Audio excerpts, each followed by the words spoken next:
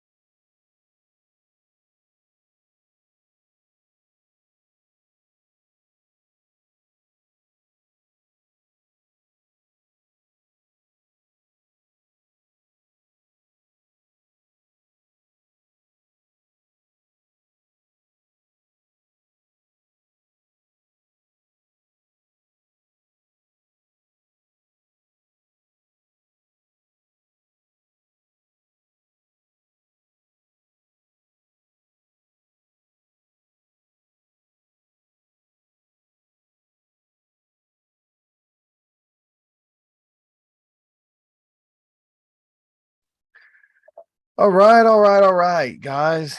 It is a little after 10. Robert, we beat 10:10. I just looked up my clock down there on my computer. We beat 10:10. It's 10:09 this week. It is October the 23rd, Sunday evening. It just before 10:10 here Eastern time. And this is the Alien Factory podcast we put on here at Area 51. This week we're waiting on our guest. He's finishing up a league race.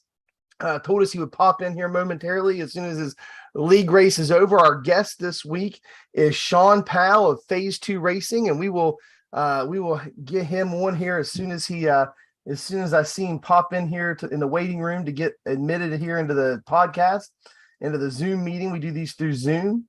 And but on the meeting so far here in the podcast, we got with us our regulars here at Area 51 that you guys see each and every week.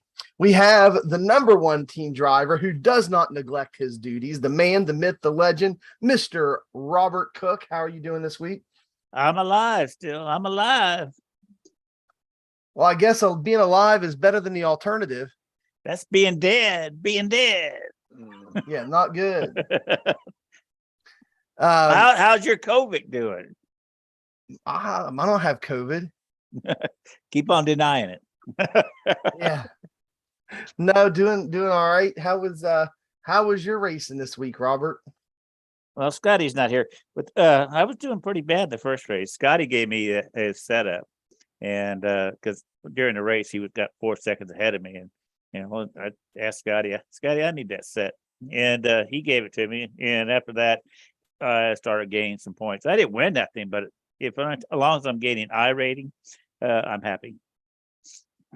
Yeah, I'll take that any day. Not getting beat up, not getting wrecked, and gaining an I rating.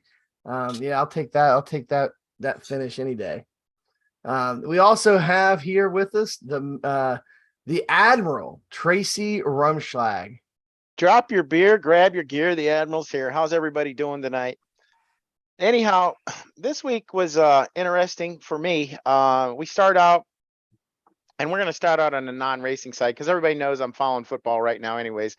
But my boy on Friday night, their team, they went for the perfect season, and they got it. It was also senior night, so that was good for them boys. And then also we became the league champions, which was a PTC champion. So we were outright champions. So one game and we got 3 things there. So that was a good night for us. And then just been staying low. I've been busy at work this week, and I'm bidding on a new job. Hopefully I can get the head custodian at our middle school, and that'll switch me to days. So that'll free up some stuff for that. Plus it'll Monday allow night Strength of Field broadcast. Yes, so it'll allow some more time to do broadcasting and podcasts and stuff. So I'm looking forward to that.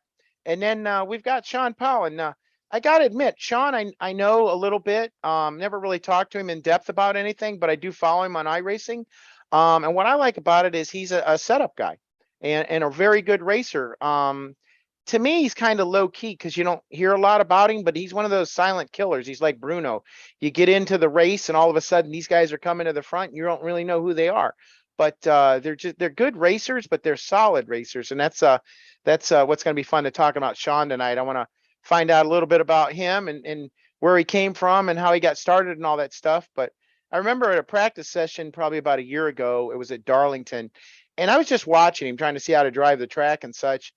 And he was a master. I mean, he was riding the high side, just ripping the lip. And it was, I had to ask him, I said, dude, I just told him, I said, it's just a pleasure to watch him. He never made a mistake, never bounced off the wall, but his lap times were like right on top of each other. He just knocked them out one after another. So I was just asking him how he did it. And he just said, keep practicing. And I was like, okay, but it's like, man, I don't know. He's a very good driver. Always tough when he gets into these races, these B opens and stuff. And then he's a setup guy too. And that's what I like. I want to definitely talk to him about that and see what he's got to say with that. So other than that, that's been about it. I've been spending a little time with Brandon Burkhart. If anybody knows Brandon Burkhart, I've been hanging out with him, and we've just been bouncing ideas off each other. He's working on my driving, trying to get me a little more consistent, a little more competitive, stuff like that. Has he yelled at you yet?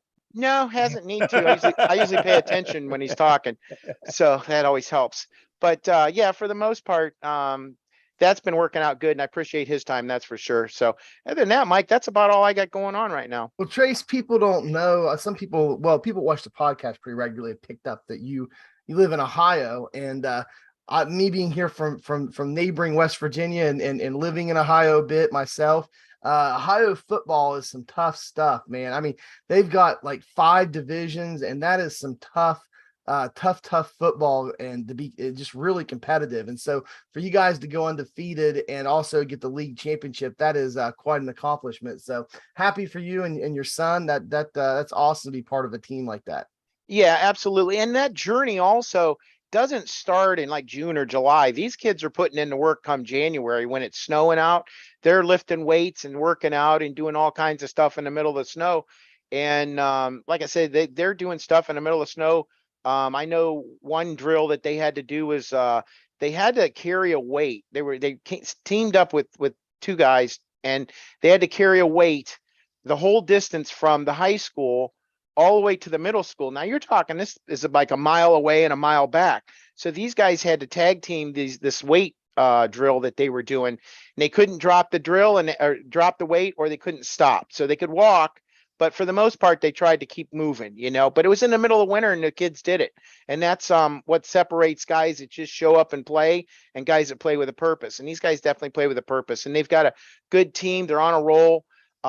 It's been exciting all year long to watch these kids play. They just, they really do a good job, and hopefully good things will come with them. Hopefully we'll be in a state championship game in Canton come the 1st of December. Yeah, they play that game there at the NFL, the Football Hall of Fame, don't they? At the Hall of Fame Stadium. Yeah, they call it Tom Benson Stadium right now, or Tom Benson Stadium. And what he did was he put a bunch of money in it. It's a brand new facility. They redid the whole thing. And the only agreement that he wanted was that those games were held in Canton, so that way they didn't have to travel around. So that's been kind of nice. I think that teacher can get in trouble for doing that child abuse, to carrying those weights that far. That sounds like a child abuse, boy. Oh my goodness. We're just gonna forget Robert said that. Maybe in your day it was. It's called hard work. Yeah, my day, teacher can get away with whatever. That sounds like something. That sounds like something the new Gen X generation would say. That's what I was thinking. Because in my generation, teacher can do whatever they want to with it. You guys just heard him. He's back from his quick break. He came back, and the last regular we got on going across the line this week is Scotty Stevens. Scotty, how was your racing this week, and anything eventful happened to you? I had a lot of eventful things happen to me this week. I did some truck racing this week and Xfinity racing. I had fun in both of them. I lost some points. I gained some points. I don't know if I broke even or not. I think I'm still behind 50, but anyway, yeah, I got hit a few times and, hit a few cars that I couldn't avoid, but it's just racing. It's just racing. Yeah, you had some run-ins with some teammates too, didn't you? Yeah. Mike Harrington, I come up on my pit stall really quick and didn't realize I was at it. And I kind of jerked the wheel left and hit the brake at the same time and didn't know Mike was behind me. He slipped in on me. And anyway, he hit me in the back end and kind of got mad at me for hitting my brakes. But my goodness, I didn't want to go past my pit stall, and I didn't know he was back there. I would have told him. He should have been paying attention to where my stall was, I guess. I don't know. He shouldn't have been so close to me. I agree with you, Scotty. I tell you what he was doing. He was fiddling with his boxes, expecting me just to slide off to the left out of his way. He wasn't looking when he hit me. I bet that's what was going on. Yeah, that's totally not what happened. And then blame me for it just because, I had to get on my brakes a little quick. When I said something interesting, I wasn't even going to bring that up. Robert's the one trying to say Robert's an instigator, Mike. But it's all good. Hey, it's all good. I apologize to Mike for him hitting me. For hitting me. Yeah. Lesson I learned this week is try to avoid at all costs pitting with teammates. Oh my goodness. Right. I had a couple incidents in the pits, and And short end of the story is I found out I pit faster than Scotty. Like the first time we had a mishap, I go. Well, you pitting in right scared behind him. you scared him, and I he jerked know. the wheel and he spun out. Oh I yeah, know. yeah. I come I in didn't hit behind him nothing though. hot because and Sean, Sean dropped in with us here, but I was racing one of Sean's teammates, and one of the things we talk about in the podcast a lot is running your race and racing the track, and not necessarily other cars. But we were in a race that went green 90 laps from start to finish, and when you start looking at pitting, you don't want to short pit the guys around you, because then they're going to have fresher tires than you in the long run on the second run, and they're going to beat you. But you don't want to stay out 5 more laps in them either, because they're going to gain so much time in the first 5 or 6 laps, but it'll be hard for you to catch them in the last 30 or 40 laps of the race. And so really you're only really racing a couple cars on the track, right? You're racing the cars that are closest to you within a couple seconds of you either way. So you want to make sure that you pit about the same time they did. So in the first one, the first instance, and all these races were live streamed. So you guys go back through my live stream. You can hear all the arguing and fussing in the Discord between us. But I was racing Mike Bruno as one of Sean's teammates, and Scotty was in the mix with us too. And so really me, Scotty, the only people I was racing on the whole track was Mike and Scotty, and there may be one person behind us. And I told Scotty a few laps later, since Mike was about a second ahead of me, I said, hey, I'm going in on whatever lap Mike goes in, because I got enough. There's enough distance between me and him where I can make it in the same lap without causing any problems. And Mike always pits. He has solid pit stops. I mean, like I was telling somebody the other day that I like the movie Top Gun. I like the original. I like the new one.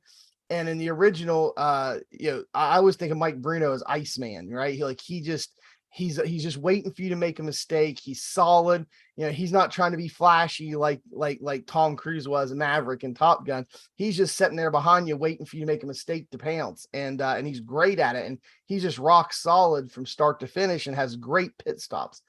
And then so I see Mike announces going in this time, guys, or whatever. And I said, that's it, Scotty, I'm going in. And Scotty goes, I'm going in too.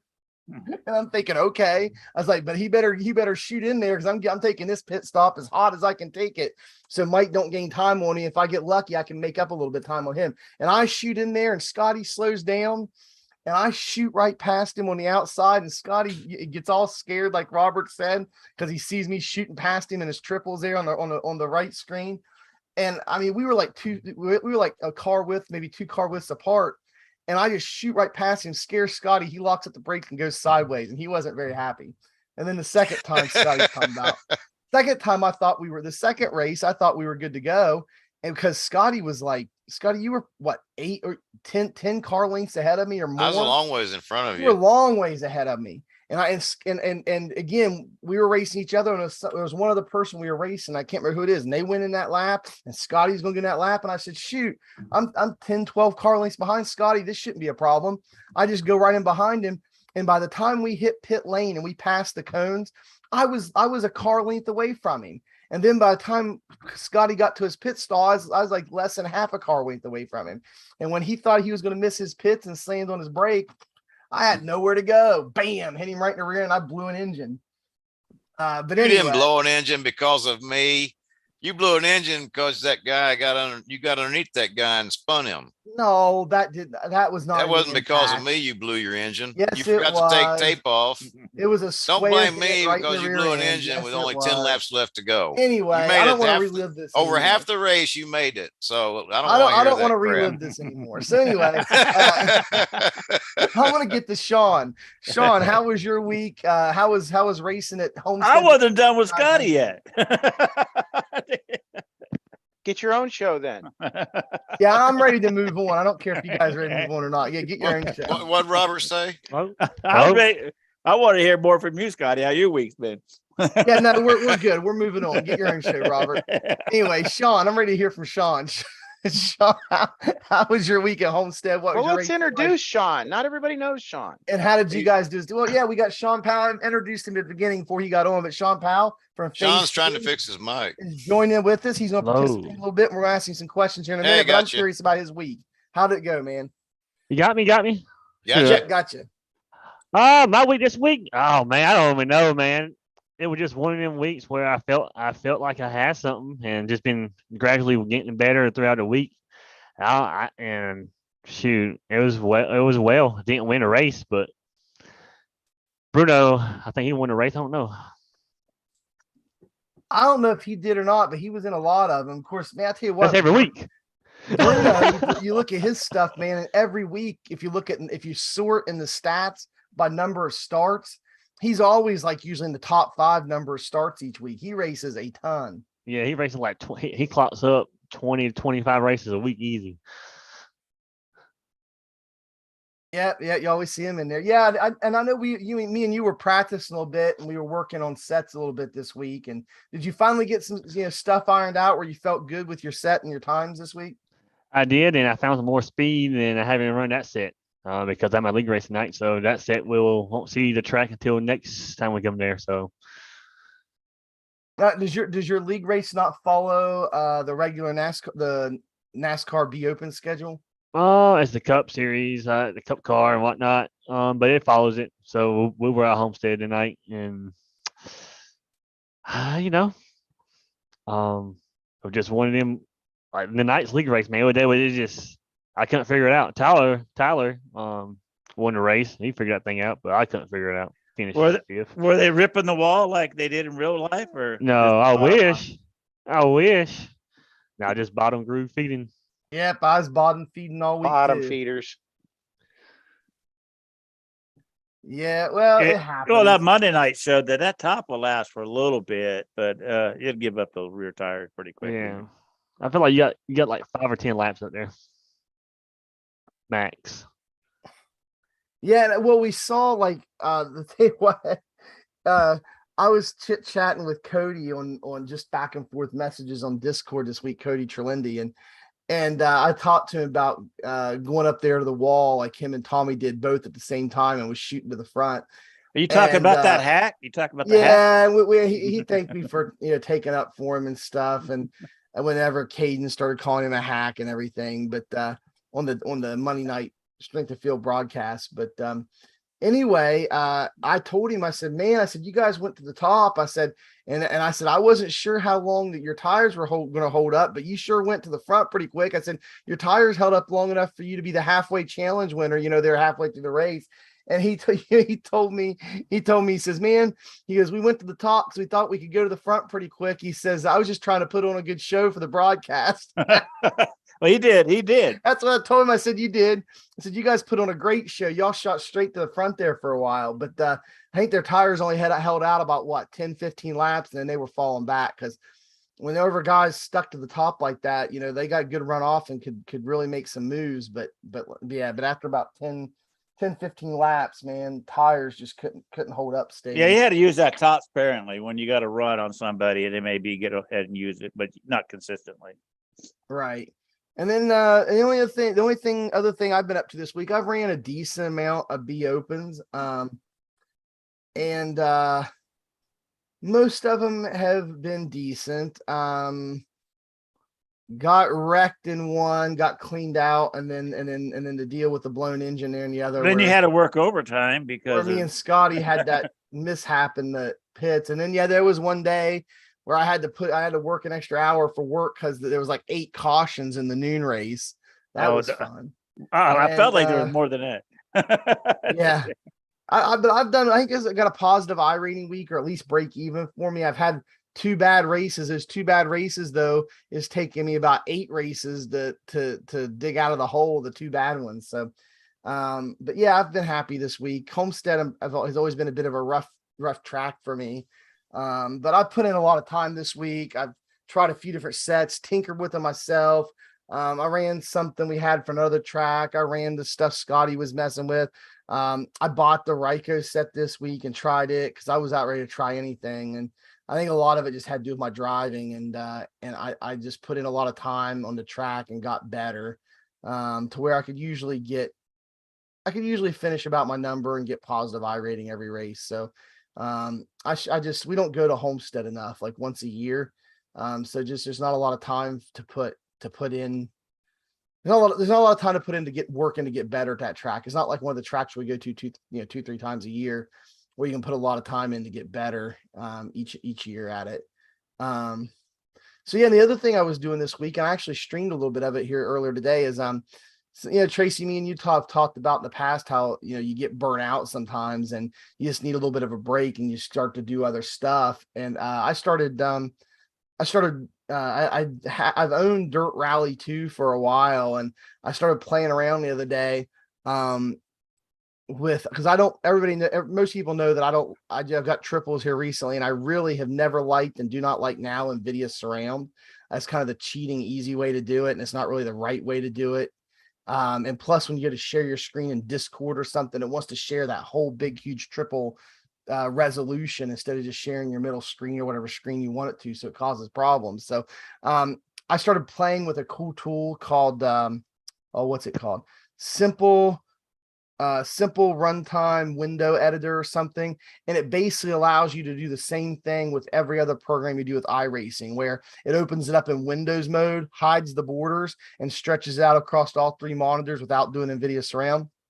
And I was trying that out and tested it out on some other games and stuff, some sims and stuff this week, and I tried it out on Dirt Rally 2. I actually kind of like it, and I started playing it a little bit and running a little bit of that, to kind of get away from iRacing a bit. And a lot of times when I get that feeling in the B open, which is what I race most time, and all of us do, I'll go run road or dirt or the jumpy trucks or like whatever in iRacing. But this is something else that I think is kind of cool. I picked up a little bit this week and started playing through. That I'm going to pick up some. So if you guys like that in the stream, if you watch that stream earlier and you like that stuff, I'll stream some more of that Dirt Rally 2 and just kind of show you guys. That's one of the things I've talked about a lot, that whenever I started iRacing, I got the 4,000 iRating in my first year, really in about 6 to 8 months.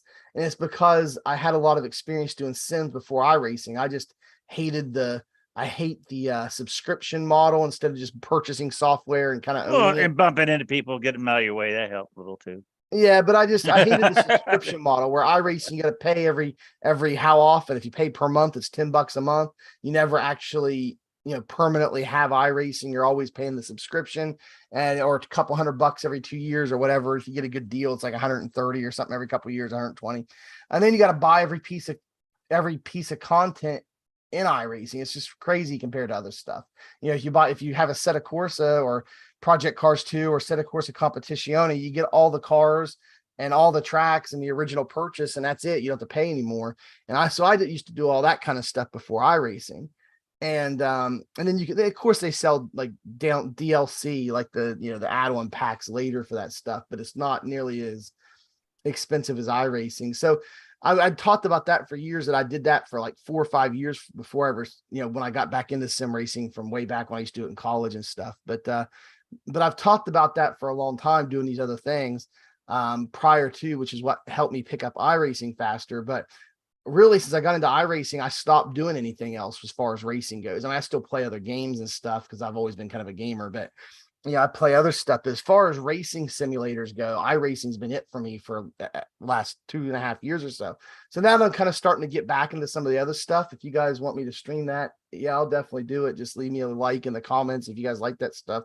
As I venture out and do other things, I'll stream that as well. But that's been pretty much it for me this week. Dirt Rally 2, some Homestead, trying to get better and faster. So that's pretty much been the week. But really the star of the show tonight, we want to kind of venture over that way and focus on him, is Shawn Powell with Phase 2. They are a prominent team in B Open. And we want to first, in the first segment with Shawn, kind of talk about him and his history and backstory and stuff with that. And then in the second segment, after the Wall of Shame, we'll get into more of what he's doing now and his team and kind of what they're doing together. But we want to start tonight with the face behind the wheel and let everybody get used to Shawn, or get to know Shawn a bit. And Shawn is a driver and a setup builder in iRacing. And I want to hand this over to Tracy for this segment. This is his favorite segment, getting to know the backstory of people and kind of how they got to where they're at today. So Trace, why don't you go ahead? All right. Well, first off, Shawn, thanks for coming over. I've followed you and been a fan for a long time. only because I've watched you drive at places like Darlington and you drive it flawlessly. I know you were at Gen X at one point in time, and I don't remember your whole career, what you've did with iRacing. And when I found out that you're going to be on the show, I was excited because I want to learn more about you. I've been in practice sessions with you. I've got to speak with you a few different times, raced with you a couple times. You're always top shelf, always willing to help. Just a good guy to have around. And then to find out that you're into setups, which is stuff I like to do, that's something I want to kind of draw on, how you got to learn that, how you got to learn iRacing, that kind of stuff. But what we want to do here is we want you to tell your story. We want, things that you want people to know about yourself. What we'd like to find out is, first, do you have a racing background, or what drew you into any type of racing or sim racing? How did you get started? How long have you been part of iRacing, that kind of stuff. So on that, I'm just going to kind of let you have at it and, tell us what you want us to know.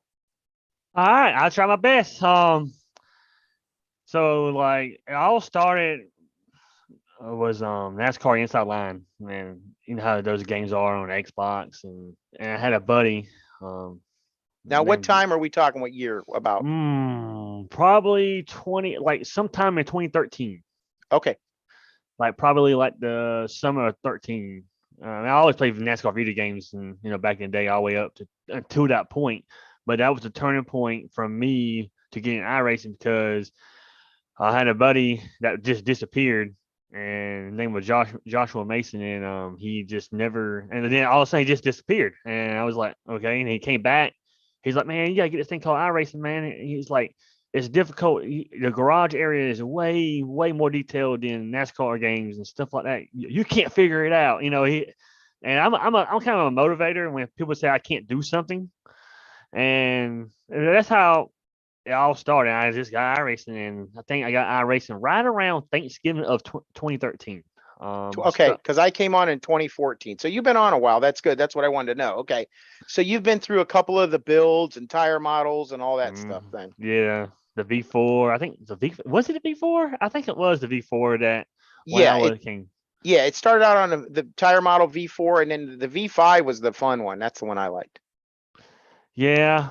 I kind of like the V6 though. I mean, I don't know. I hate the tire, but I kind of love the tire. I hate it. Well, the 6, is that the one before 2020? The one that's what it came with thrusting. Yes, that was the era. Yeah.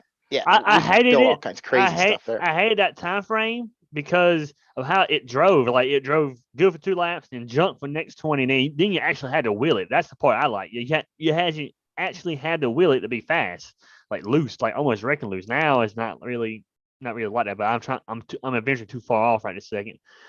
But after that, after I joined in Thanksgiving 2013, I was I think I did like, man, I don't know, like 200 starts. That's a lot from November of 2013 to the new year, to race. I raced like 200 races. Right. And one track that really stuck out to me was Richmond. And man, Richmond just, I haven't got the drift of it in the Richmond and now, but man, just going there, man, like I just got a drift for there. And then I was just like, man, I was like 2 months in. I was just like, I'm on iRacing for the realism. I wanted to go and experience how to do these setups and stuff. And like, and I didn't fix for 2 months. And after that, I was done with the fix. I mean, I raced fix here and there, but I was pretty much done because I wanted longer races. I wanted it to learn and struggle and all the other elements that comes with it. And then I remember it was funny because like I had a laptop, dude. I was racing on a laptop. I would plug in a laptop from using an HDMI cord to my TV. And then my desk was like 20 feet away. I mean, I'm probably exaggerating, but it was at least 6 feet away. I had my desk. I pulled my desk over. It was just a lot of hassle at the time. And it wasn't even a gaming laptop. It was just something to get me by. And I remember racing, and every race, the laptop was so bad, it would like lag me out. Like I could see people, but it would count. I would be laps down. And I think I had my rate down to 500. And it wasn't because of me at that time. It was just because of the equipment I had. And then like, I think it was Texas or something. And I started this guy, and Donald Oholt, I think it's how you say his name. Sorry, Donald Ahol. Yeah. Ahol. Yeah. Yeah. So he started giving me these setup. He's like, "Hey, try this out, man." I don't think it was the full blown set, but it was just a set. You know what I mean? So he gave it to me, then raced it, and I won with it. And I'm like, okay. Not right away, but like I had a good week that week. I went from like I think if you go look at my chart, I think I went that Pacific week. I went from 500 I rating or 600 I rating to like 3,000 in a week. Wow. All at the same track. You just sit there and Yep. farm it the whole time. Yep. Okay. I was a college kid at the time, and I was just going with it, man. And Now, how old are you now? oh yeah, 16. No, how old Yeah. are you now? You're 16 now? No, there's Yeah, no way. I know. I wish. 27, man. 27. 27. Where do you live? North Carolina. Okay. Now, are you part of NASCAR country? You work in that? Not working that. No, I'm a little ways from that. I'm on the coast. Okay. I live. I live in a pretty good place when it considering of how I live, like almost the same distance from almost all the racetracks, like Darlington, Barnesville, Richmond, Charlotte. Now, do you go to any of those races? Do you follow that? What do you do for hobbies other than just iRacing? Obviously, you've got a racing. Do you have a racing background? What drives you to racing, I guess? Just being a NASCAR fan in general, Okay. just the love of trying to find that extra 100 or extra thousandths to be better than the other guy. Right. It's the competitiveness. Yep, I get Mhm. it. So, okay, so that's cool. So you're from North Carolina. You've been on forever. I remember where you were on Gen X at one time, right? Mm-hmm. Okay. So, Uh, go so ahead. I was gonna say, so when you first started in iRacing and with your what did you have equipment wise? What did you use? Or did you get into the NASCAR Papyrus stuff beforehand? No, I dipped my feet in that after iRacing just to see and experience it and whatnot. And other than that, no, not really. Besides that, Okay, what kind of equipment were you on then? Obviously, you have upgraded since then. Were you on like G29 Logitech or what were you doing? Probably the Momo, probably. No, Cook, no. I was actually on the Driver Force GT, and I still used to have that wheel until about a couple months ago. Buddy of mine got off of me, but that wheel, man, that wheel went through a lot of stuff. It was just like it rumble. We were just sitting there. But I got his money out. I got my money worth out of it for sure. Yeah, that used to be the wheel back in the day. I thought some of the pros still run them like today almost. That was like the first one that did 900 degrees, right? Yep, I believe Okay. so. Okay.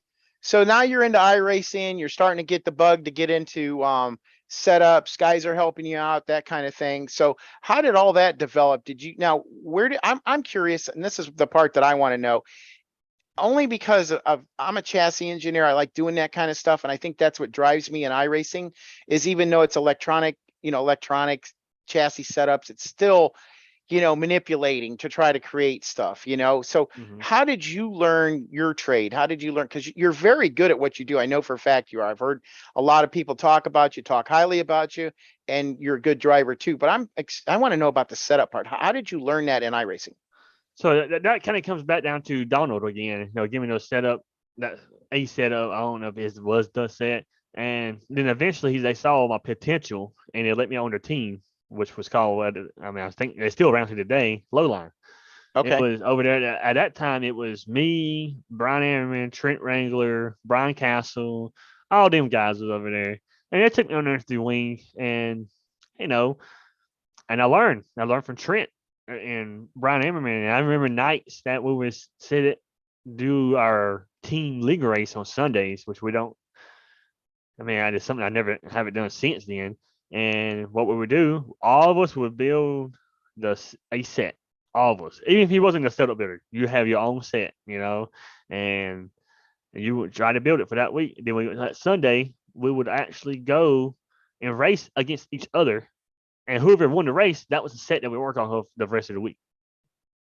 So you had your own little private session, right? Yeah. Ran your own race amongst yourself, and that's how you kind of figure out how you got what you guys were doing, right? Yep. Then we just went from that to like, and then this time, like roughly after that and stuff, teams started to realize my potential of building sets and stuff. And I mean, by this time, you can imagine my head, bro. I mean, my head was probably like, I ain't gonna lie, man, it was probably like big, and Right. Well, that's a big deal being able to figure that stuff out. I'm sure that's what drives you now. Yeah. trying to be better. Because you get drivers, but the guys that can figure it out and put it out there and be successful too with other people driving, that's a good feeling. Mhm. Yeah, I you're get right. that. I get that. And at that time, there was pro teams. I remember the first pro team I was a part of, and I believe that was Zero Gravity. I don't know if you remember Zero Gravity, with Jake Hayes and all them. It was I'm gonna say no. I was part of Overclock at like 2015, 2016 is when I got on that. yeah, I That remember was that team. that was Chris Roberts. Yeah, And so yeah, I don't really remember too much about it because we were kind of focused on that. It was new for me. So, and we were still trying to get into the setup building stuff. And that's how I got started, was because Chris recognized that I could do some setup stuff, and that's what he Mhm. wanted to help with. Yep. So, but I'm curious about your story, not mine. No, you're good. So at that time, I was kind of from that point forward, and I would say from 2015 to 2017, I didn't have a good rep. I mean, I had a good rep, but I didn't have a good rep to stay with the team. Like I was with this team for a year or 6 months, or this team for 6 months to a year. Like I worked with David Cater. I worked with quite a few teams. That's a good guy. I'm probably sure you learned a lot from Cater. Sure did, Yeah. man. Yep. And I mean, at the time, I was probably going from team to team. It wasn't like, oh, I was with this team this week, this team this week. No, it wasn't like that. It was like a couple months. Oh, you were a Tommy apart from each other. Gossett and a Stephen Adigar. Yeah, you can say that. And I knew I didn't have a good rep, with that. And I understood that, like completely. And Now, is this a um, driving issue or a personality clash or what? no. Some cases it was personal on the personal level. I mean, I ain't going into detail, but No, I don't want that. there was some stuff that happened on one team that I probably would never. I won't say never left, but I would probably stick around a lot longer. And from at that point, it was Dark Horse. Do y'all remember Dark Horse? David Gervais told me about Dark Horse. I don't remember too Yeah, much about it. well, I mean, I don't know a lot either, but there's several people in our team that used to be on Dark Horse right now. David Gervais, Scott Austin, Yeah, Bobby Scott Hunt, Austin. Yeah. uh, Is Corey Wolf over there? Corey Wolf. Yeah, Corey Wolf's on Mm. our team now. Well, and he's- some personal stuff happened.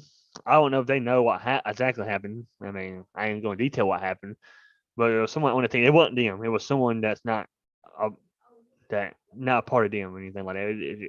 It was just part of the team at the time, and I left because of that reason. And from that point forward, I mean, I would just jump from team to team for like 6 months to a year, 6 months to a year, 6 months to a year, some 3 months, and then I worked with some pros. I worked with probably one of my, I ain't trying to jump around too much, but probably one of my achievements was Alex Bergeron. I remember Alex. He was from Canada. I think he runs dirt now. I think he's a dirt pro. Yeah, he is. And I remember it was Pocono, and I built this set, dude, and for Pete, and, I've been around at this point. I've been around for a little while. I know what I'm doing, and I know. Now, Shawn, let me interrupt you just a second. You say you built the set, but which car were you working on at the time? Cup. Was it the B or the A? It was a Cup, the Cup, Gen okay. 6, yeah. Okay. With all the horsepower and stuff, and Back when the Cup car was good, huh? Yeah, you're right. And I remember this race. The set was good. When you build, I mean, this is before Pete was big, big time like it is now. Now it's probably. Oh yeah. It's absolutely. it's on a different level now. Yeah, it's serious. It's serious now. And I remember this race. Bergeron was flying with his set, dude. I was like, yeah, and he was like a top 10 car. No, that was something to. Now say. he's on your set. He's on Yeah. your set at the time. Okay. Yeah, he was a top 10 car all race, and around top 10, 10, 11, 12, somewhere in that area. And I remember it was a huge rate on the last lap, and he was 8th at the time, and he went through the rate and finished 4th. And that was probably like one of those iconic moments that, probably the one, not won't say one of the highs for me, but one of the highs for me as a crew chief, that I have someone on my set that finished 4th in the peak rate. Although it was luck, but just knowing that he was running top 10s to pounce on that opportunity, and at that time it was still hard to be up there. You didn't slip angle and all them other guys, Ralph Allen, Oh yeah, that's a big deal. That's a big deal at the time you were there. But yeah, so then 2017 came around, and I think I was on Dicker's team. Dang, what's that team called? I can't think of it. Fastlane. And and at this time, I was kind of getting settled down. I was just like, okay, I knew I had to like stay with the team and stay put, be committed. And that's what I wanted, and build something. And and I got out of it because I had to take a break and I had to leave the team, because like my grandma passed away and stuff, and it just like I just wanted to focus on stuff. I still turned laps at that time, but I didn't really race for like 2 or 3 months. Like I stayed in touch, stayed in knowledge, keep my mind fresh on the garage area and stuff like that, because it's always changing, and then I came back. I was solo by myself for a while. Then I was just like, and at that time, Fastlane was a pro team or a peak team. I can't remember what exactly it was. And at this time, I was kind of burnt out. I not really burnt out, but I was kind of burnt out. Well, I know it's kind of contradicting me. So I kind of was, but kind of wasn't. And at this time, Dead Zone took me up, and I was helping them for a while with Alan Bowes and Houston Ham and all them over there, and I mean, who else? There's a bunch of them, dude. Like, holy, it was like be a bunch of them in TeamSpeak at the time. And then I remember this. I was working at a job, not iRacing, but like just somewhere, in town where my job was located at, and at this time I was just thinking, man, I'm tired of just competing at the top level at that point in time. I've been doing it for 2 or 3 years tops. And you were burnt out putting 90 hours in, right? A Yeah, week. yeah, Yep. and I was on Dead Zone. I didn't really tell them much of anything like I left or anything. I just poop, which was wrong. I mean, there's proper ways of doing this stuff, and at that time I was just young and dumb, and and I remember though, Chris. I mentioned Chris. It was actually your point when you was talking about me earlier about Darlington. It was just happened to Darlington. The whole Gen X and the whole phase 2 really all started at Darlington. Um, I showed up, and at this time I was a mastermind in the B car. Like I still am to today, but I feel like I'm not as good as I used to be. Um, or I'm still good, but I just feel like I'm missing something right now. But Now, and do you feel you were better before 2020, or were better on this car here, this chassis they have now? I feel like I was better on the old time hour. I mean, that's when I feel like I was at my prime and peak. Yeah. Do you remember a guy by the name of Jared Crawford from Michigan? Yeah. Okay, because he was a master at that car too, and he used to post them in the forums, the B Opens, and he put up an Indy setup, and I just happened to snag it, not knowing I didn't have a setup, but I knew I wanted to race it, and I was just kind of running, mid pack the whole time. But man, at the end of the race, this thing never let down. I was going by guys like they were standing still, and ended up winning that race. And I think that's the biggest B Open race I've ever won since then. But it was on his stuff. And I remember that if you knew what you were doing, you could set them things up and all of a sudden they'd be rocket ships. And that's why I was asking which one your favorite was. And this was before all the camber stuff came out, all the exploits came out. So, yeah, but Jared, now if you were good on that stuff, you were a good setup guy. Oh yeah, and it was just I actually wanted to talk about Jared. I think years ago. I don't know, probably like 2015 when I was learning setups and stuff. I built a set. I can't remember who I was with. Who knows? I might be by myself. Who knows? There was times where I was by myself for a couple of weeks or a month or so here in between everything. And I remember it was Auto Club. It was me and Jared Crawford. And the whole week he was beating my booty, like spanking it. And I was like, you know what? I push myself and try to become better as a driver at the time and setup wise and stuff. And I don't know. I can't recall. It's been so long. I want to say I actually beat him at that week. I quote me if I'm wrong, but I mean I don't. There's no way we can find out. You go through my stats. Good luck trying to find that race. But I know I kept up with him on his bumper, or either I beat him. And he was like, I remember he was like, congratulations. I mean, he was just like man, you did a good job on it, man. Like he kind of like just told me good things about what I did and stuff like that. And that was just one of them moments, just like, okay, this is Jared Crawford, probably one of the best to do this, you know. So to get a compliment from him was huge. you Yeah, know. absolutely. Well, let me ask you this too, since we're talking about him and David Cater. Now, I remember, and you probably remember too, they used to have them seminars. I think it was in Texas or whatever. It was like Mhm. an all-week iRacing deal, and Yep. Cater was out there, and that's where I heard Jared Crawford's name. But I guess Jared never went out there. But I want to know, you know, we know we lost David Cater, who was great for the sport, and he was very gracious to everybody, I thought, myself included. But what was he like to be around, and what did he like? Did he teach you? I mean, tell me a little bit about him. Let's share an experience with David, because I think he was an awesome guy too, but not too many people had an opportunity to work with him like you did.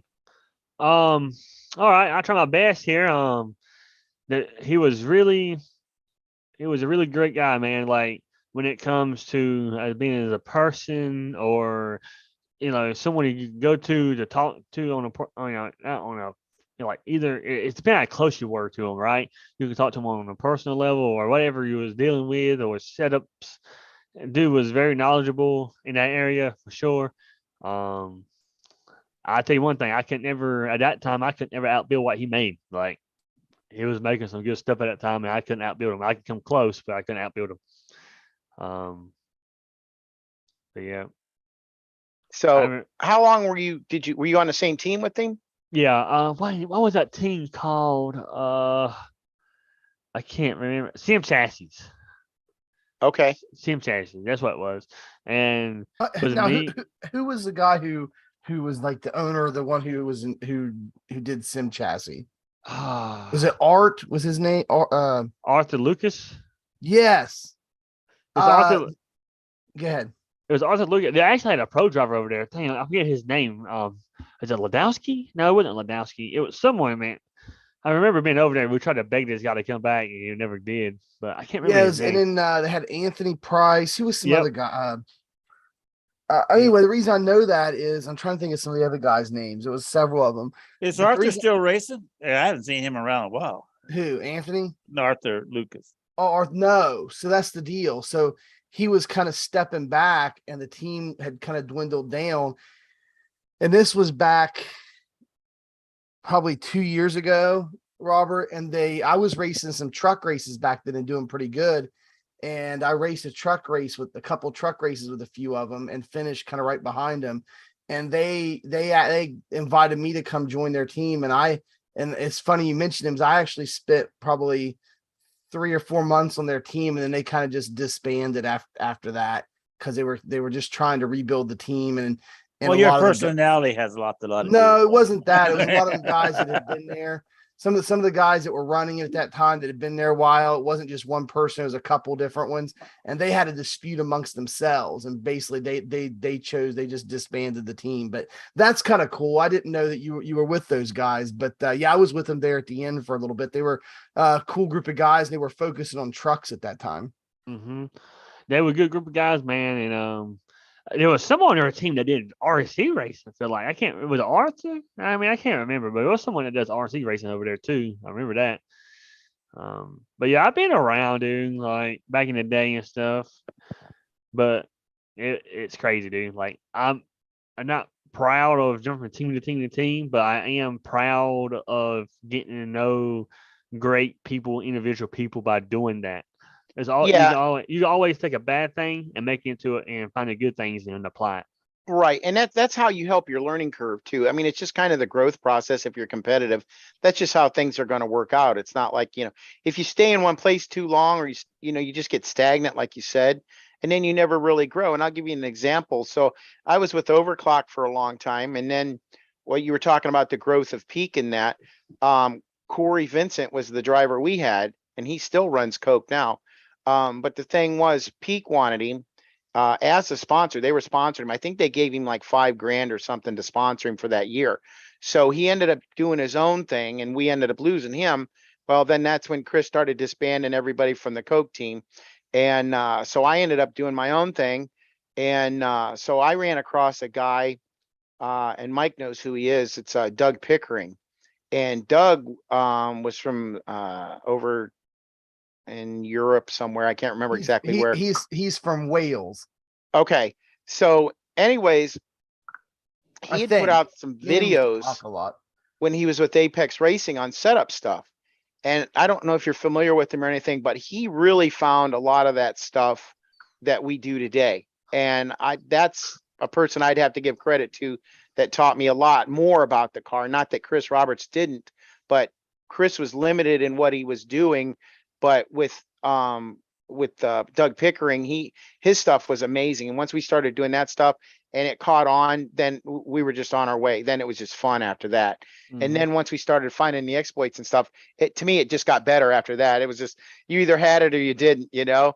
Yep. And it got a lot of people rattled, but I mean, even VRS wouldn't put it out in their sets for a long time because they said iRacing kept saying, well, no, it's not really in there. And it really was. So that's how Tyler Hudson got his job with iRacing, because he did it all.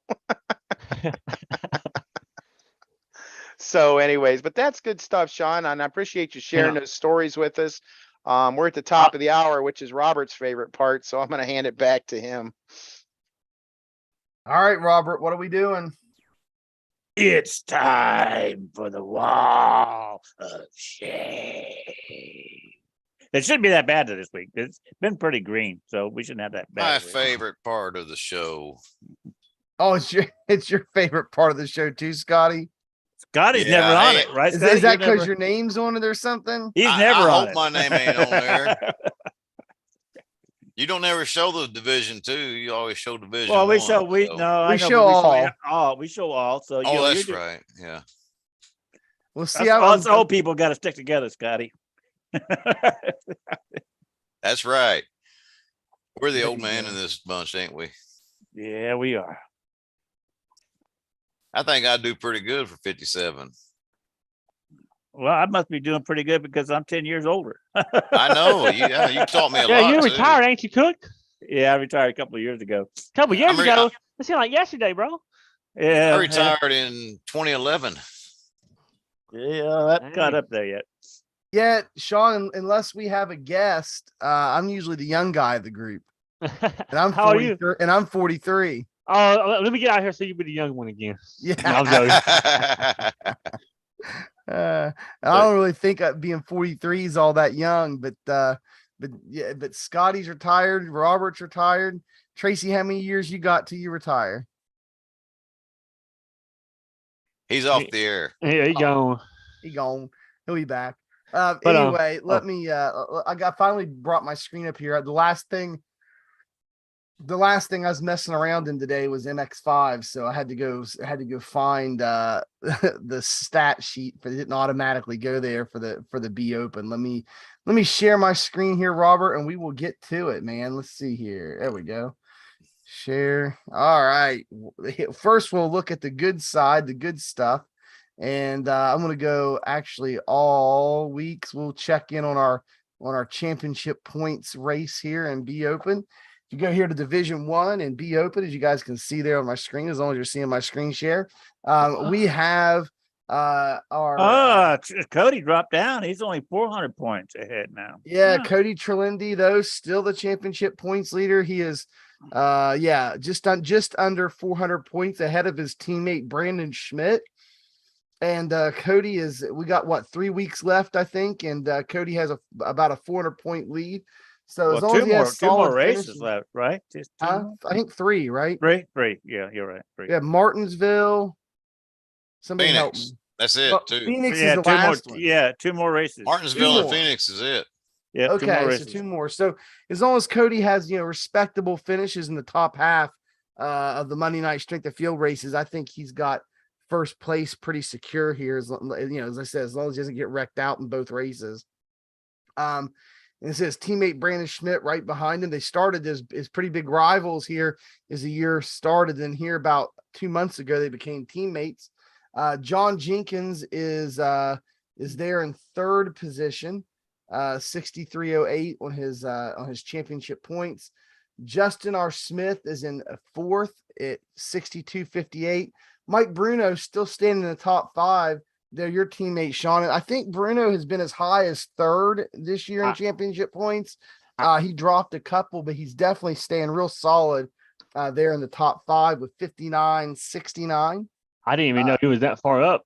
But look at him Yeah. start. Well, at one point in the year, I think he was in third or fourth. That boy plays all the time. That boy plays all the Look at time. him He's in start. every- dude. 371 starts. Woo. That's a lot.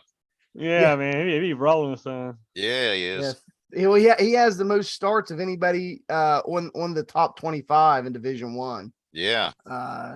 Let's see some other notable entries here. Tyler Groff sliding into the top 10 there with EPI, 52.22. Ricky Udding, he's in 15. Who is? Yeah, Ricky U. They're Ricky Fast U. Lane Racing. I see Sean, Ron. you got another teammate here in the top 25. Tyler Justice is currently 16th, 26.92.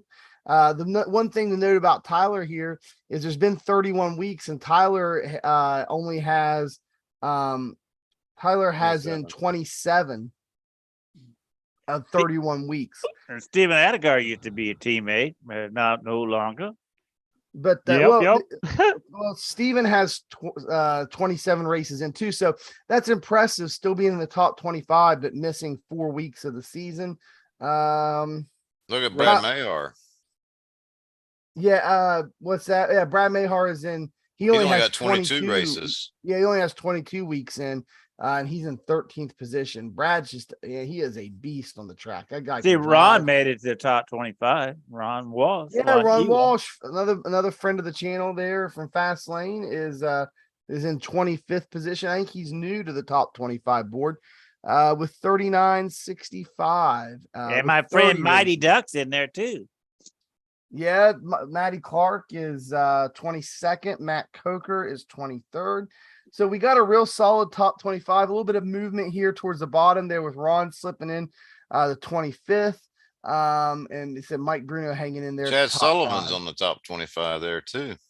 Who's that? Chad Sullivan. Oh, he's been having he good is. races when he shows up. Yeah, he's been pretty quick here lately. All right, so let's look at this week in particular, guys. So we're scrolling, clearing the bottom of the schedule. Yeah, you're right. Martinsville and Phoenix. That's Well, it. come here. Well, you think we're gonna lie to you? You know? No, I didn't think you were lying. Parker White won the strength of field race there, 360 championship points in one race. I think that's the most amount. That was I've Monday ever night. seen. That was Monday night. What? Yeah, gained from one race, guys. That's crazy. That's a lot. Yeah, it is. Let's look here, and we'll go now. Robert, here is the moment of truth as we go over here to the incident points. It shouldn't be that bad. It shouldn't be that bad. We'll look at Division 1 first. Oh, Mike! Mike's- Oh, Mikey! Mikey's at the top. What you Eight doing? star, 8-star, 26. Okay, what's that for? That's What is not that too for? bad. That's just 4 though, right? No. Oh, wait a minute. 8 starts. And that's less than 4. It's 26 divided by 8.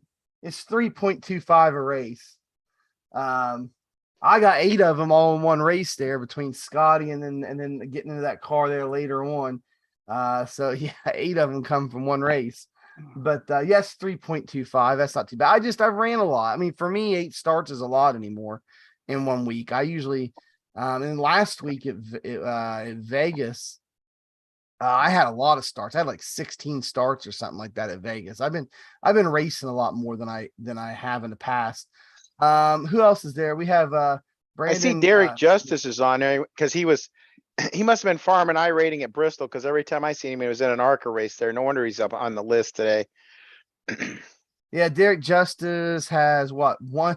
Oh my goodness, he has 1 star, 1 start and 8. Well, that's Well, and it was probably at Bristol Corey where he got Seaman killed. has 1 start and 9. yeah. I usually don't like to include people with just 1 start because they said they just may have had a bad race. Like I said, I had 8 just in that one race there with me and Scotty, and then How and about then Matty Watkins? 3 starts and 16.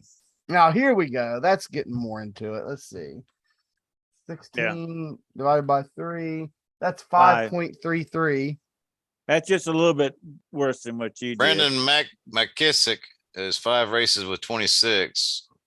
I So don't he's think about the that's very same. good. Yeah. 26 divided by 5. You No, know, that's not I think we just should go ahead and just give it to Mikey. You know, his For name. what? For getting 'Cause he's at the top. 3.25? Just You because know, he's top of the list, right? Top of the list. His name's up there. Yeah, I think we should. Yeah, it's because I have a lot of starts. Why is Ethan Lane's name? Well, you got guys. You got guys with less Well, starts than you do. Yeah, you Mikey got and Eugenio's they're- got and they're 15 further- starts, and he's and they're only got further- 17. And they're So further what down what'd the you say, line. Sean? What's Ethan Lane's helmet going for? Let's see. Well, he has 3 starts and 6 incidents. That's That's not only bad. 2. That's only 2 per race. Yeah, that's not bad at all. That's 2 per race. We just had, so I think who was I just doing a second ago that was I had Matty 5 points. Watkins. Huh? Matty Watkins. Yeah, 3 that's only races Yeah, three. with yeah, 16. 16. So, but this is just for Division 1. I mean, here's the thing. Most guys in Division 1 are clean racers. So, I mean, that's to be expected. 16. Well, your name's on top of the list. That just proves everything.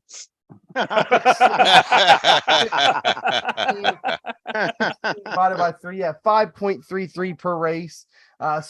So that it looks like Matty Watkins is our winner for Division 1 for the Wall of Shame this week with Yeah. the most. Well, let's most see all. incidents Let's per see all race. of it. Let's see if all of. See if Mikey's up there again. Yeah, I most. bet I incidents didn't even per make the race. front But page okay, in I mean, all of them. but like I said, Division 1's usually some pretty clean racing. So that's not that bad. Let's go to all. See if Mikey's Let's go up to on all top. here, all divisions. And yeah, no, I'm nowhere to be found, Robert. No, you're not. Oh my goodness. So here we go. So 20 with 157. 158. I mean, oh, well, let me start here. you got a guy with 157. 9 with 66. Well, that's so 157 divided by 20 is 7.85. But you got here. You got Chris Oh, D. Tommy Harris. Healy. Can you believe Tommy Healy's at the top second on the page there? Well, but he ran 37 races. How I'm going to ask you guys a question, and I'm sure people in the audience are wondering this too. How in the world does somebody run 37 B open races in 1 week? Like, I don't know how that's possible. Like, you I don't got know, to but he sleep. got 2 You got to wins and sleep 7 at some top point, don't fives. you, Sean? Sean's not even paying attention to it. Oh, I'm going to say I'm going to say, Sean, you got to sleep at some point, don't you, man? He gone. You gone.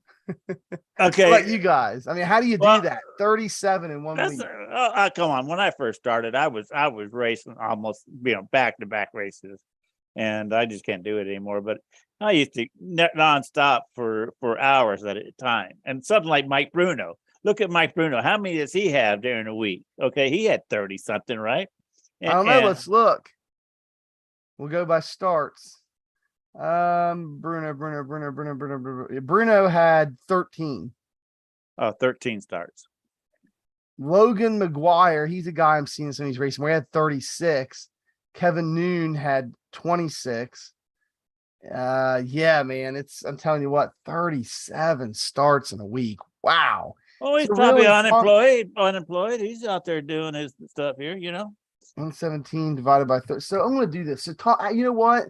Tommy's incidents per race is only 3.16. Well, sometimes you feel like he's doing more than that, don't it?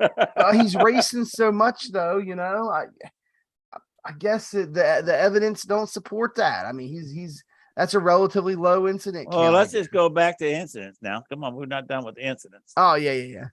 And I picked the guy here. All right, so let's go down through here. Look to see who was doing. So here we go. My first candidate. 8 starts with 87. Yep, I think that's going to be our guy. Let's see, 87 divided by 8. You're looking at 10.887 a race. Or Well, you got that 10.88. James, whatever. Sitley, he started 8 times and got 87, and so that's 10. Okay, That's what I just said. It's 10. 10.88. Yes. I thought. Got one down there with 5 starts and 45. That's 9, ain't it? Yeah, that's 9 per race. Yeah, that's the one I was looking at earlier. So No, I guess I think we've got our winner. I don't think anybody's James going to is beat it. that.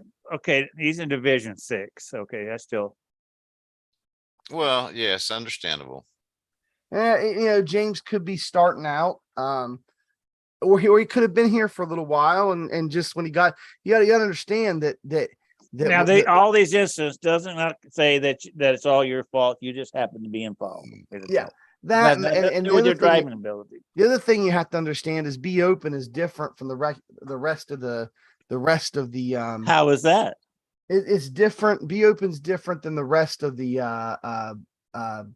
what am I trying to say here, guys? I don't know. I don't know. The rest of the series is. How come you claim that? Because Be Open's different. The rest of the series is because Be Open and C Open run a 39-week season. So if his I rating, if he could have started the first, you can start the very first. Oh race yeah, he could be a division 39 weeks ago, and you could be in Division 6 and be I was in Division 6 and had a 4,000 I rating by the end of the season. Because it takes into account the very first race, whatever your I rating was that first race. So sometimes the division can be deceptive too, and sometimes it does mean they're just starting out. So we don't know. James, unless I click on his name and look at his profile, we don't know if he just started or not. However, being in Division 6, a lot of times guys are learning and everything, and it just happens. James has been a member since February of this year. So a few months. Oh man, he's just a little younger than I am. He's in 1959. Oh, he's an old guy like me. Well, James is our winner this week for the Wall of Shame.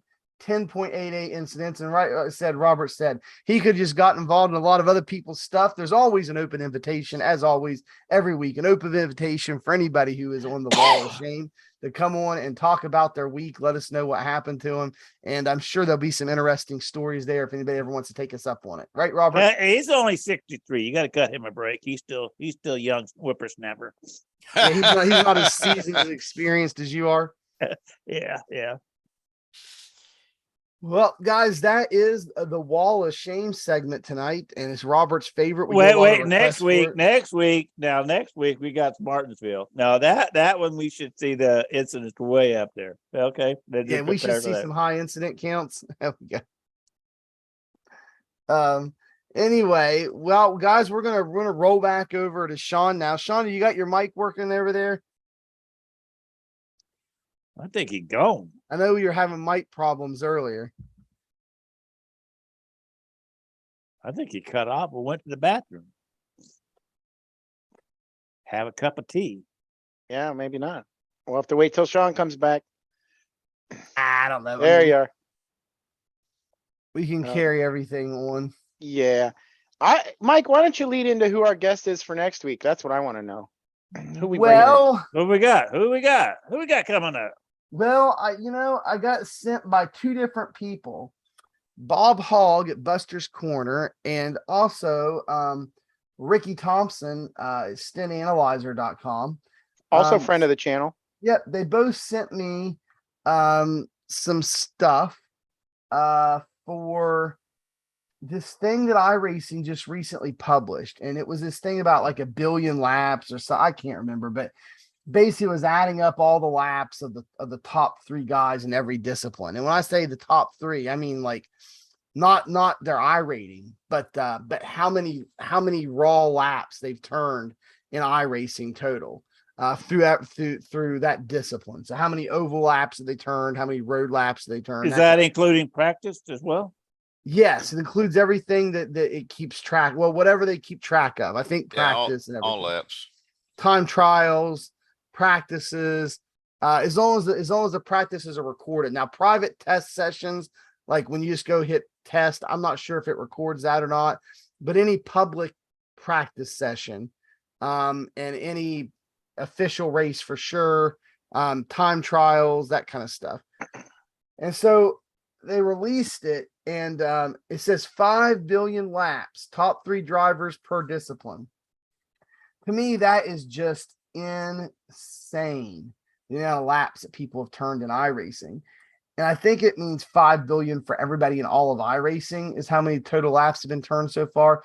But so here's the deal. And so in the top oval drivers, this is for what we drive and Be Open, there is 1,154,7 677 laps were turned by Joe Marks. He's number 1 on the list. Number 2, Raymond Barcombe has turned just under 1 million laps, 959,949 laps. In third place is Max Harris. I've been on the track with him before. He's turned 770,206 laps. And so, I got hit up and people were suggesting I get a hold of one of these guys and having them talk about it, talk about their experience in iRacing, how in the world did they end up turning so I've many been laps. wrecked by Mac Harris before. Yeah. And and so Raymond Barcombe is part of Buster's Corner over there with them. We had Bob Hall going here, about 3 months ago, maybe 2-3 months ago. Yeah. He talked about everything they're doing over there, Buster's Corner, friend of the channel. And Bob hit me up this week and says, hey, Raymond's one of our guys over here in Buster's Corner. Why don't you have him on and talk about the fact that he's ran the second most oval laps of anybody in all of iRacing? And I said, that sounds like an interesting story to me. I said, so yeah, we'll be glad to have him on. So I sent a message out to him and he agreed to come on next week. And I think he races a lot of A Open. So we'll have him on. He'll talk about that. And just all the crazy experiences he's had in iRacing over all those just shy of 1 million laps. Yeah, that should be fun having him on here. I'm familiar with him. I ran across him some time ago, and he's one of those guys just trying to be a good racer. And he's a guy that tried to do his own setups and stuff, and got a lot of help from different people. And he's just a nice guy to be around. I mean, he likes practicing, that's for sure. I can tell by his laps, but he likes being on the track and just interacting with a lot of people. So it should be a good show. He's exciting, that's for sure. Just a good guy. So we look forward to having him next week. Yeah, I think that'll be pretty cool. And the other thing I'll say is if any of our listeners and viewers, if you guys know someone or that's got a good story or something out there that would be good, that people would want to hear about, we'd be glad to have it. We have all kind of different people in the show. I'm about to get Brian random book up at Yeah. Well, just thinking over the amount of time we've been doing the podcast now. I think I accidentally put up episode 22. This is actually episode 23. So I got the guest right. I'll have to go back and change that after the podcast. But we're on our 23rd episode now. Just thinking back throughout this year as we've been doing the podcast. Man, we've had guys from setup shops come that own them, and you guys can get to know the face that runs the place and who owns the shops you're buying from, and get to know the guys. And they talk a little about what they're doing. We've had a lot of drivers. Shawn's a driver tonight. We've had a lot of drivers on too, and get to hear their story and and the things they're doing and working on, and some tips they have for all you guys on how to get better. And not only that, we've had other cool stuff. Like we had Brandon. What was Brandon's last name from Lone Star Racing? Lone Star Set Shop. He also did the Assetto Corsa stuff where they're building NASCAR mods for Assetto Corsa. That was one of our most watched podcasts, man. We did some shorts of that. That was awesome. We had him on.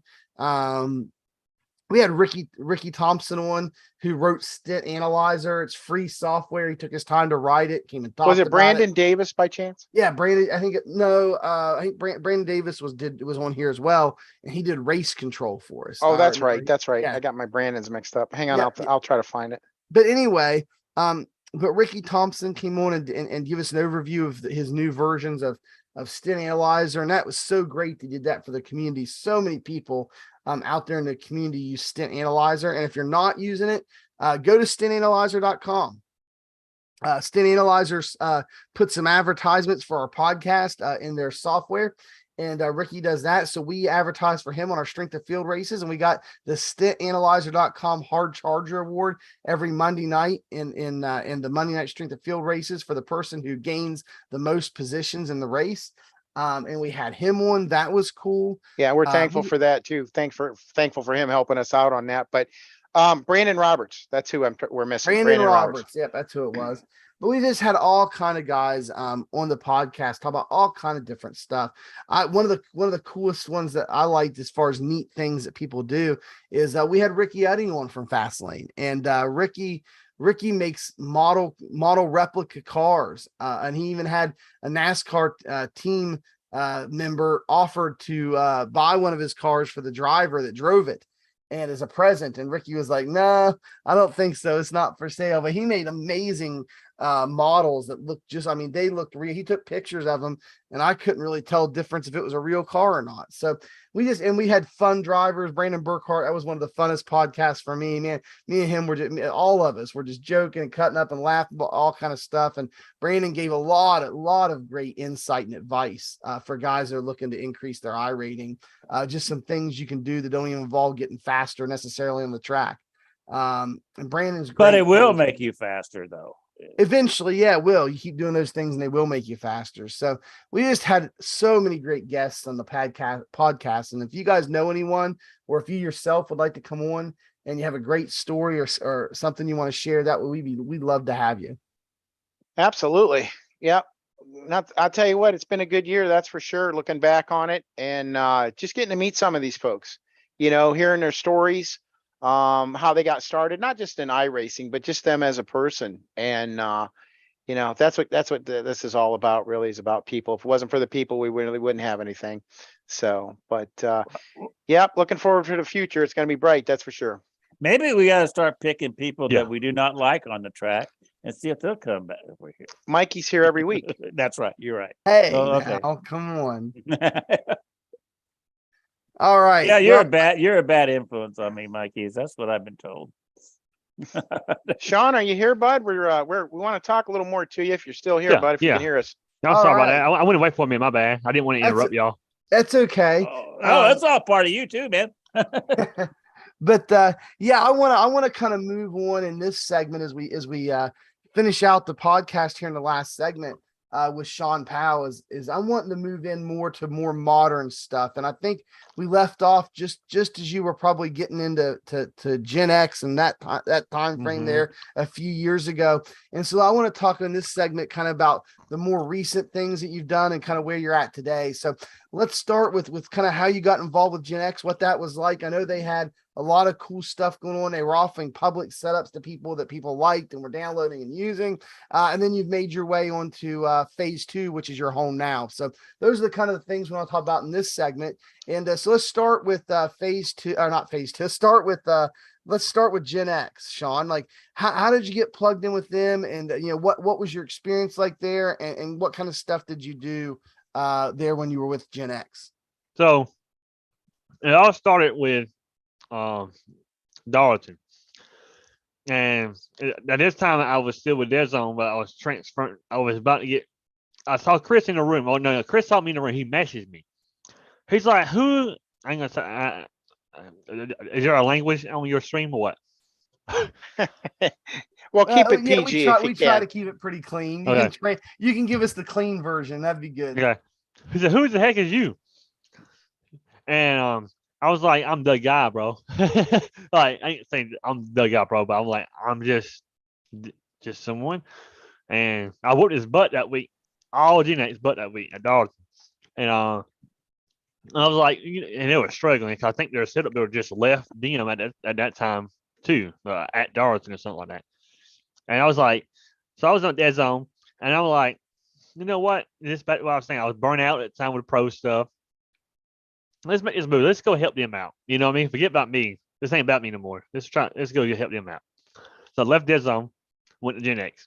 And then from Gen X, the first race was an auto club that I was a part of, and that set was hauling.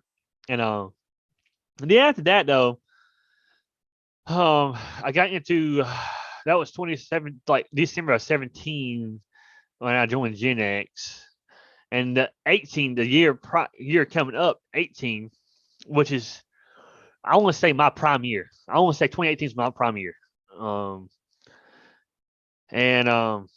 We got into this league. I got into this league called the Contender Series. I don't know if you remember that or not. That was broadcast on Race Spot. It was a truck league, open setups. Yeah, I remember it. And all the tough guys were in there. Mm-hmm. And this time it was me. It was me.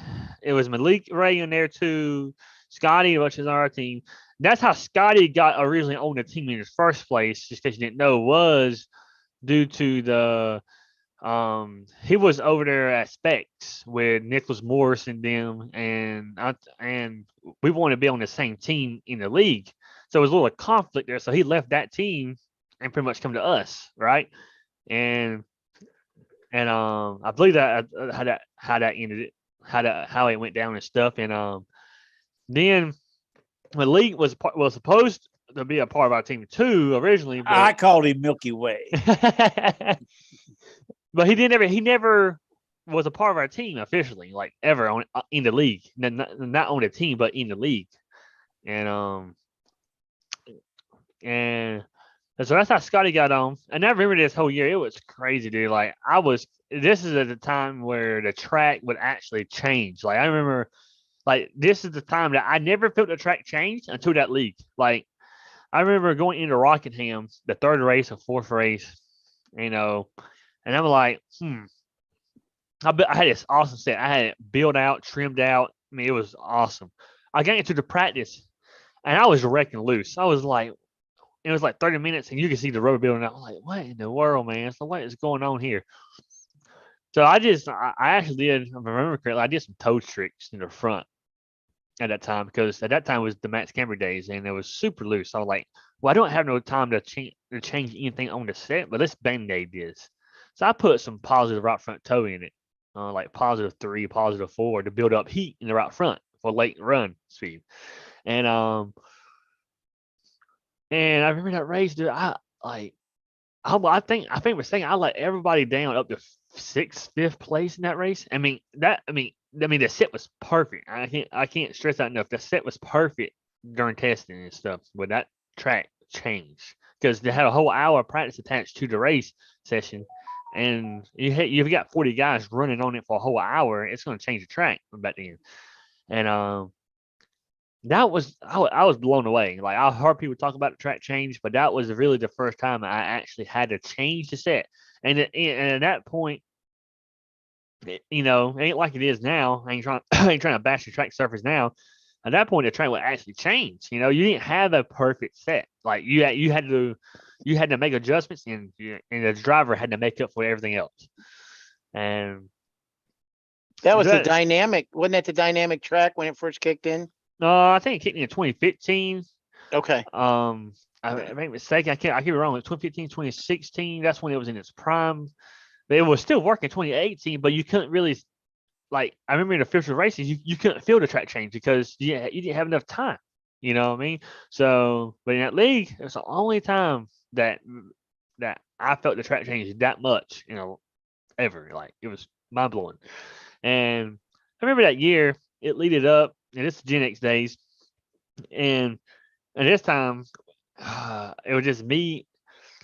It was me, pretty much me versus Malik in that league the whole year, because I think we won between me and Malik. We won 23, 24 out of 30 some races, and I mean it was and that was, but that's back by my point. At that time, Gen X was getting flaky, and there was talks of separating, with the core group we got now at phase 2.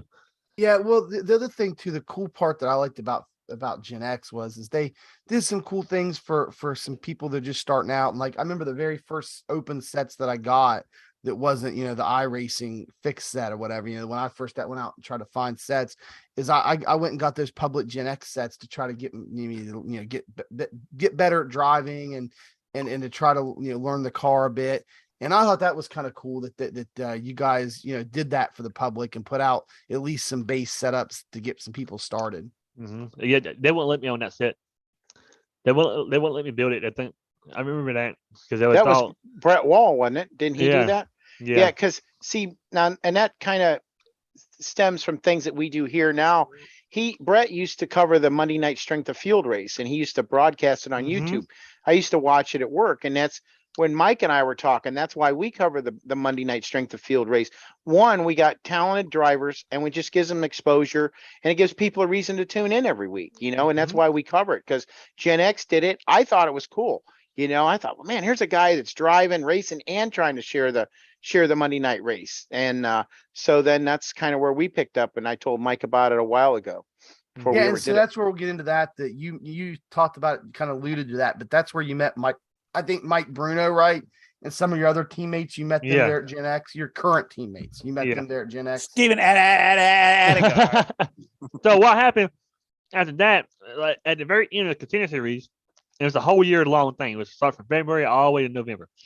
I was in the hunt, like I was in the hunt to go for race for a championship, and I had this, and at this time Gen X was getting flaky. Like I mean, flaky me like like I said, there was talk to separating them, making a new team, and it was talks for months and months and months. And I don't know about a month. It was talks for at least about 2 months. And so I mean, I've been put in this predicament. Okay, I joined Gen X in 2017. Here I am in 2018. I'm trying to stay with this team, but I don't know what their future plans are. I mean, like, is it going to crash and then there'll be nothing else left? No one going to create another team? What did I do? Well, I had this opportunity. And here it goes again. Like, I feel like I'm contradicting myself again here.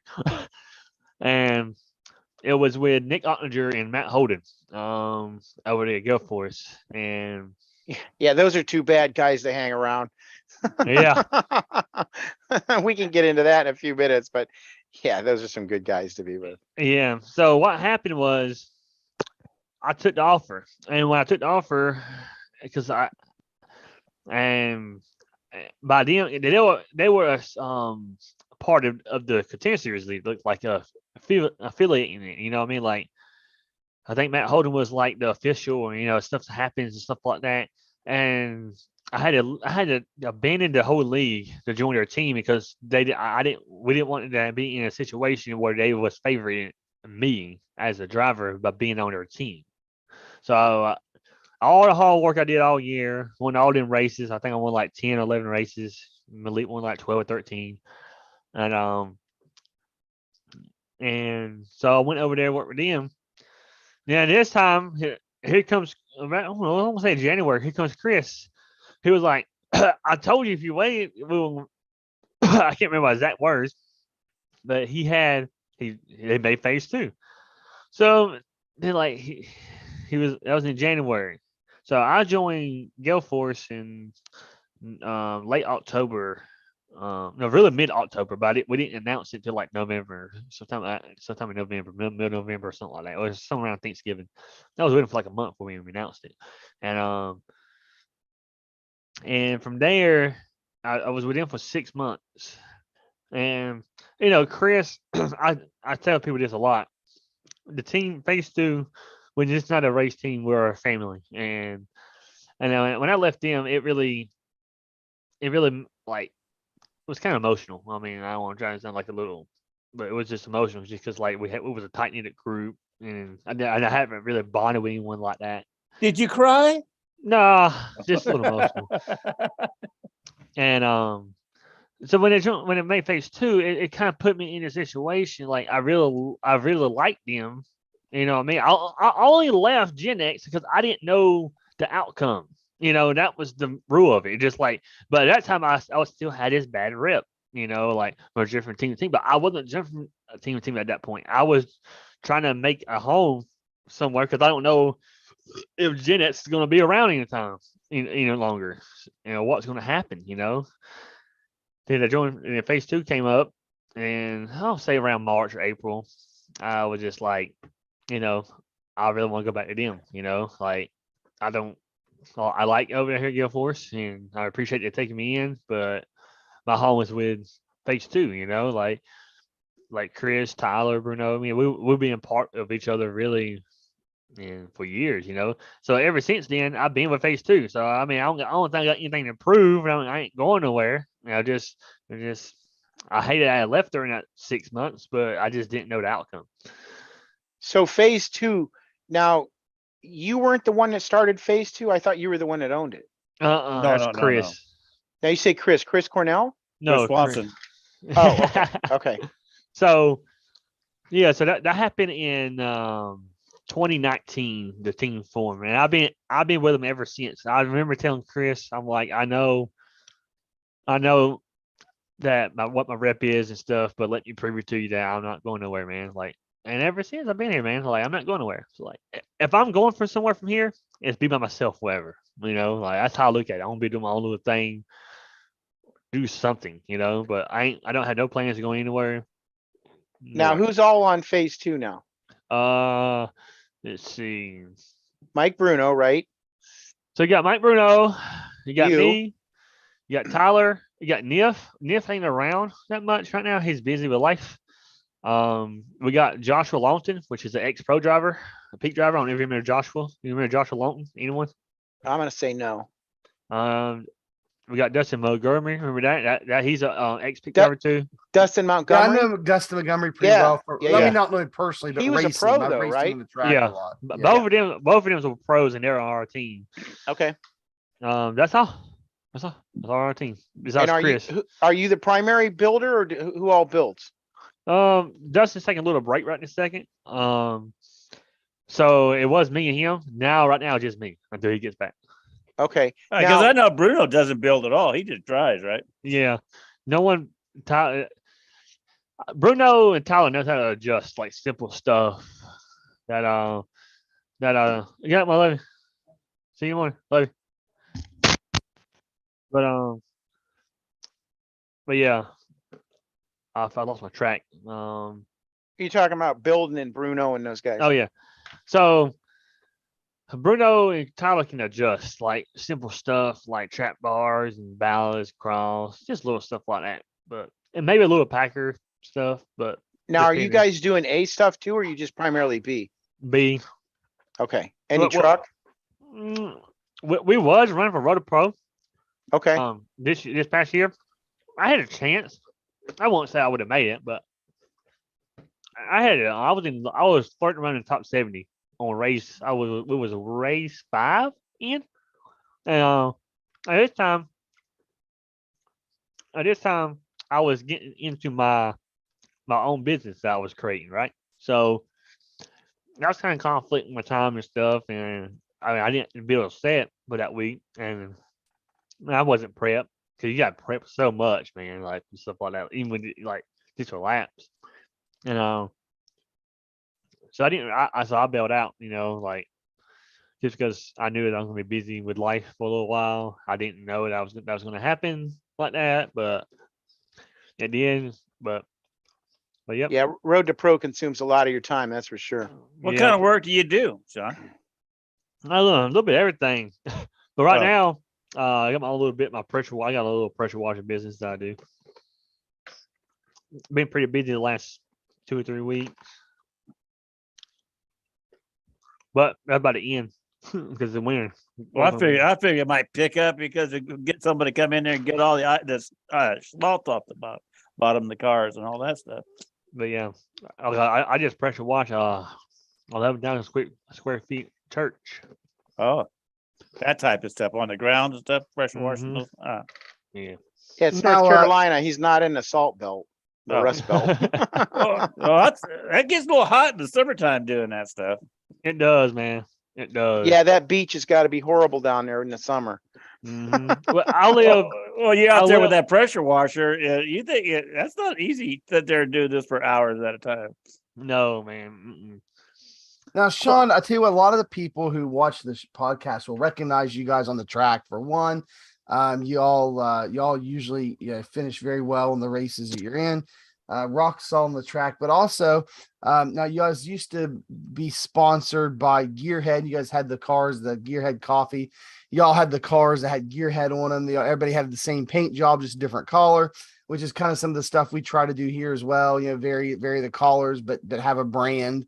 And then so you guys were sponsored by Gearhead Coffee. Everybody saw the Gearhead cars on the track. Now, if people want to, see you guys on the track and recognize who's on your team, you guys still have a very similar paint job, but now you guys have the liquid molly on your car. So you guys picked up a new sponsor. So why don't you guys tell everybody a bit about your, the current sponsors you guys have and give them a bit of a shout out. Yeah, Gearhead still sponsors us actually. Just a little spot. I mean, if you got to look very closely, but it's on our cars. Liquid Molly's been great to us overall. I don't know what's gonna happen next year between us and Liquid Molly. I know they're coming back At least I hope. I don't see why they wouldn't. That's one reason why we're doing league races for, because they wanted to see their cars on track and see what the product is and stuff like that. That was a pretty big pickup. I mean, like, that's a pretty big pickup, you ask me, because that's not no small sponsor by no means. How'd you end up getting those guys? The man, the legend in himself, Chris Swinson. Okay. He does all that business stuff. I'm not no business type of person. I say that I'm not. I own my own business, but what I'm saying, like he's better, with stuff like that than I am. So he took care of that. All right, good deal, man. Hey, I want to know how are we going to get Bruno on the show now? Bruno says he can't do it on Sunday because he got to get up early Monday. Well, Mike and I had talked about that, and we just need to find out what his schedule is. We might modify our airtime to, tape it ahead of time and then show it. So we were talking about that. What else you could do is find a holiday on Monday. If you can find a holiday on Monday, Oh, there you go. you know what I mean? Yeah, there you go. So That he'd be helps off on me. a Monday and we could catch him on a Sunday. Yep. Yep, that may be something too. We'll have to look up for some Monday holidays here coming So up. that won't be, because we're going to end. Are we going to keep this up all year round, or are we going to end this when the season ends? Well, don't that's to be discussed. Yeah, I was gonna say if you check our chat and our subscribers, they don't want to miss an episode, man. So I don't. Yeah, but now the Monday night strength of field races, I just want to announce sadly that That's going to go away. that when the 39-week season ends, then our broadcast will end the Monday night strength of field races, to be picked up most likely when the new season begins in beginning of February of this coming year. We'll follow the 39-week big season. But I want to tell you what, I want to take some time off from broadcasting during the off season, because I want to race some more Monday night strength of field races. Yeah, you want to make some personal appearances. That's I all. want to race some of the ones in the 4-week short season here at the end of season 4, and then in like the 10-week long season 1. Yeah, I always look forward to the Irwindale figure 8. Yeah. Yeah. The other thing is if I could just get one of you guys to be able to learn how to stream it, then I can still be in there, on the track commentating while I'm racing him again. If Tracy gets this new job, I'm going to have to teach him how to do it. Yeah, because I'm breaking up. Nobody SOF races.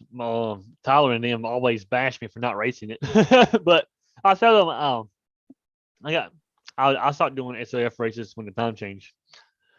Usually. Well, that's going to go away though. We're another year. We're going to be done with the time changes. You don't have to worry about that. Yep. So are we staying this current on? Are we staying on the time about change? Or we're staying on daylight savings time. The summer, but not this time though. We're going to switch it back. We're going to fall back. This time we're going back next month. We're going back, and then thanks to the airlines. But when we spring forward in the spring, that'll be the last time we change. Oh, okay. So we got to change one more time. Okay. Right. Yeah. That's a government deal. The airlines are whining. So. Well, anyway, Shawn, too, it's been great having you, man. We really appreciate you coming on and telling everybody your story and letting all the guys that see you on the track each and every week and be open get to know you a little bit better this week. Yeah, no problem, man. I hope I kept the flow going for y'all best I can.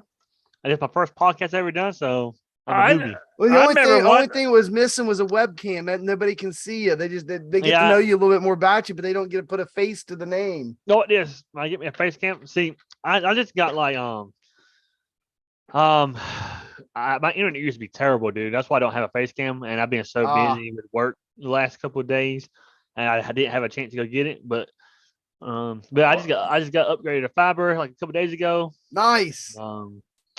Hey, I tell you what, that's been the story of a lot of people. I just got upgraded to fiber about there a couple months ago. Who else just got on Fastlane? Aaron Jackson, he just got upgraded to fiber up in Ohio. And let me ask you this. There's one company that's running all new fiber lines, all over the East Coast, and it's Frontier Communications. Would that happen to be the company that upgraded you to fiber? No, mine's a self-owned local company that It's called Star Communications. I mean, they're pretty good. I mean, like that. I just had Star Internet, but they are really reliable internet company, and you know everything else is just the internet I had was just terrible. You know, I had like, I had six. I was getting only 6 down in like maybe 0.5 up. Man, you're in Scotty territory now. That's kind of internet Scotty has. But I my- remember getting a setup from you, Sean. I think it's Kentucky. Yeah, and you so I gave it to you and see you could fix it for me. I was hoping. Oh you yeah, I could. remember that. I remember that good. Yeah, Yeah, and no, 5 laps, and then the thing was a piece of crap. You told me to work on it. You didn't tell me to work on it and make it good for long run. Yeah, it was good for about 5 laps, and then it was a piece of crap. I So remember that, man. Yeah, I think you did it to me on purpose.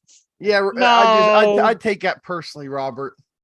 No, Malik did the same thing to me. I think it was You- Malik, you- or you- it might have been Jody Lopez. One of those guys gave me a setup one time, and I could barely step on the gas, and you couldn't hardly turn the wheel without that thing spinning out. Robert, you must have took his hot dog away at one of the races, and Is that what it was? he took I it don't think- personal. I remember. Where's I bet Malik that's what been? it I ain't was. seen him in a long time. he's still Running racing pro. Yeah, he's running pro. Oh, is he? Yeah. But I see your YouTube channel is growing, Howerton. And Yeah, your Alien 51. It's not an easy task, man. Like I just started streaming a couple days ago myself. You know, you streaming to like just a couple people, and it's just the grind, man. It's just a grind. it is. You know, like what are we up to now? I mean, I think we're up to like Yeah. What are we up to? I don't even know. 632.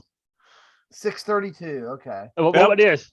633. I just subscribed to you. there you go. Yeah. Yeah, Yes, you know, sir. We used to do the nooner at the what I call the Geritol thing, but Mikey got a promotion this year, so he can hardly do it anymore. Yeah, he Yeah, doesn't too do as busy. many lunchtime races as he used to. Yeah, it used to be every day at noon we'd stream, Yeah. and we had a pretty. Me good and Robert following. still do them every day. Yeah, but I can't stream them as much as I used to. You know, I mean, so Sean, like most of our subscribers didn't come from live streams. Like that's something that I do. So I'll give everybody a little inside baseball. Anybody who's looking to get on YouTube or stream or like anything like that. So in order to ever make any money off of YouTube anyway, you have to become a YouTube partner. Now I've done like little stuff on YouTube for a long time. I used to have a wrestling. I still have it, I guess, but I don't put anything up on it anymore. But where I used to do professional wrestling, I used to do videography for a lot of it, and I'd produce TV shows and DVDs for people and stuff. And sometimes I just take some equipment and film some stuff myself, and I'd edit it together and I'd put it on YouTube. And I think that channel has 300 and some subscribers now, but back then it had like 160, 180. And I put matches up on it, and 15-minute matches, 20-minute matches, and I signed up to like what was the account used to have? It's called AdSense. I don't know if that's still what they do or not, but it's called an AdSense account, and you linked it to your YouTube channel, and that's how YouTube paid you. And based on the amount of views you had and stuff, and the amount of advertisements and stuff that got played on your videos, I'd get messages from YouTube, every month or two saying I got $5 or $10 or something like that. And they used to let anybody that didn't have any copyright strikes or anything, anybody that had a channel, you could subscribe to AdSense. But the only thing is they didn't pay out anything less than $5. So if you didn't earn $5 in a month, you had to wait till the next month to earn $5, and the month after that until your account got the $5, and they pay out $5. And I remember getting messages every once in a while. I'd get like $5 or $10, or I think one time I got 15 or 20 was the biggest month I ever had. And but then about 3 or 4 years ago, YouTube changed that. They took away monetization from all the small channel, like really small channels like mine, for multiple reasons. They cited quality issues. They also said it was too much of a hassle for them to keep track of every little monetary transaction, and the fact that they would have to hold people's stuff for like 5, 6, 7, 8 months before they would earn $5 to even pay $5 out. It was more overhead on their part than what it was worth. They were like basically losing money on those deals. And so they instituted this new YouTube partner program that you had to qualify for. And that YouTube partner program, the main things that you have to do to become a YouTube partner now to make any kind of money off YouTube, if you want to do that, is you have to have 4,000 public watch hours of your videos. And it doesn't count live streams. So anything that we're doing right now in this live podcast doesn't count. But when we end the podcast here in a few minutes, it'll take about an hour or two for the podcast to process. And once it processes, then anybody that watches the podcast here in a few hours or tomorrow or later this week, that'll count towards our 4,000 public watch hours. And then anything that you upload, like if we pre-record a video and like how to do something or like whatever, and we pre-record something and we upload that, then every single minute of that is counted towards that 4,000 watch hours. And the other thing you have to have is 1,000 subscribers. And that 4,000 watch hours is not total for the life of your channel. It's a rolling 12-month accumulation. So when a video is 12 months old, it comes off that total. So you have to maintain a rolling 12-month total watch time in that 12 months of 4,000 hours. And then you have to have 1,000 subscribers total at some point in your channel before you can do that. So I think the 4,000 watch hours isn't too tough. And really that's why I stream all my races and why I do all the live streams. Like you said, it's a grind, you get like, you might have 2 viewers, 3 viewers, 4 viewers. I think sometimes I get up as, I get any more. And I say 2 or 3, 4 viewers, I mean, concurrent viewers, people watching at the same time. When we used to do the nooner, we used to get 30, an average of 30 people watching us. Well, that's total. And I still do most of our live streams. I still get a total of about 20 to 30 viewers or so total, but concurrent viewers, you might get, that's everybody. That's people watching at the same time.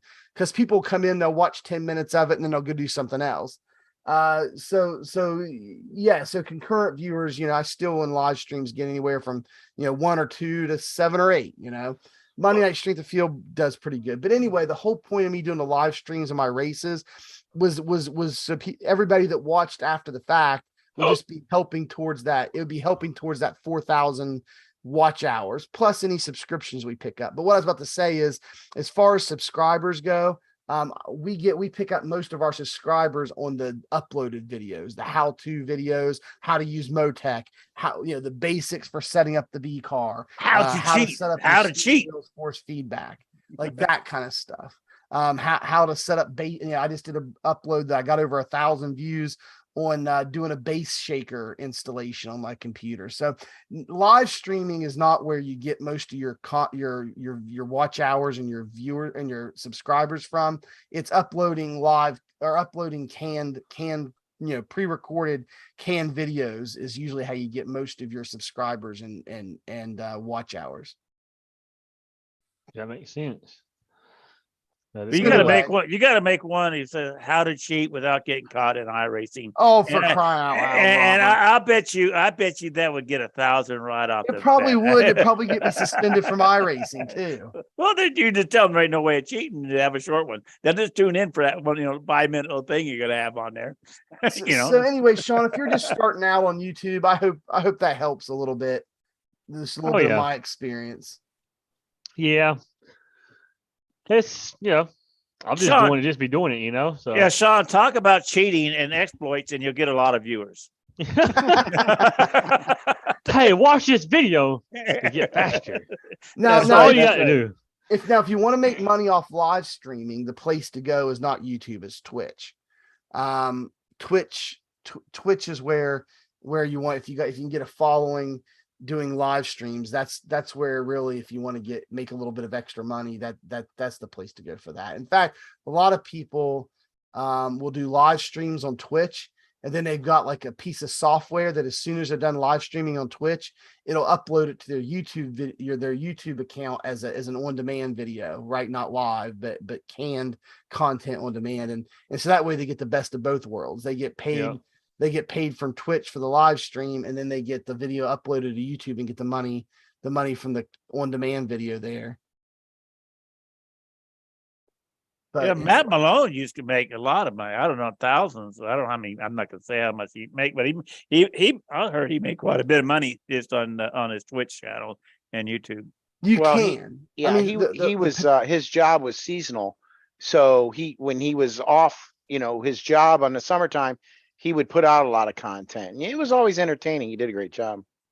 yeah, there's definitely some room to make some extra money doing those types of things. I know that me and Tracy's talked about a lot of cool things we'd like to do here at Area 51. Get some alien head stickers, maybe some t-shirts and some hoodies or something, just some cool stuff we want to do.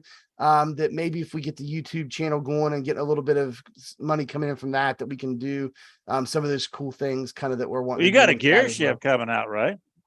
Yeah, I got an Area 51 gear shifter I just made from SHH Shifters. Check those guys out.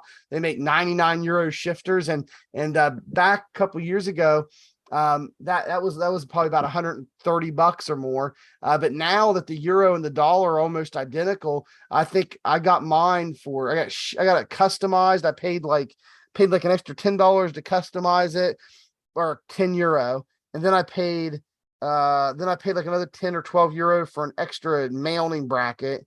And then I paid shipping and everything for like $140.